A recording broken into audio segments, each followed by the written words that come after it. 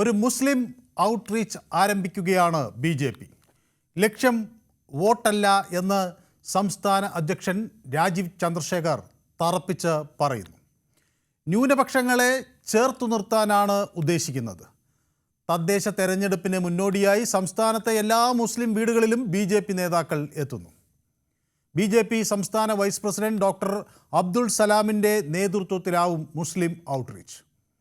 മുസ്ലിം വിഭാഗങ്ങളിൽ നിന്ന് കേന്ദ്രമന്ത്രിസഭയിൽ പ്രതിനിധികളില്ല. BJP ഭരിക്കുന്ന സംസ്ഥാനങ്ങളിൽ മുസ്ലിം മന്ത്രിമാരുടെ പേരുകൾ നോക്കിയാൽ അത് നാമമാത്രമാണ്. അധികാര സ്ഥാനങ്ങളിൽ നിന്ന് മുസ്ലിം സമൂഹം ഇനിയും മാറി നിൽക്കണോ എന്ന ചോദ്യം ഉയരുകയാണ്. BJPക്ക് കൈകൊടുക്കാൻ ന്യൂനപക്ഷ വിഭാഗത്തിലെ ഭൂരിപക്ഷം തയ്യാറാകുമോ? മുസ്ലിം വിഭാഗത്തിൻ്റെ പൊതു രാഷ്ട്രീയ നിലപാട് പുനഃക്രമീകരിക്കേണ്ട സമയമടുത്തോ? BJPയുടെ മുസ്ലിം ഔട്ട്റീച്ച് ഫലം കാണുമോ?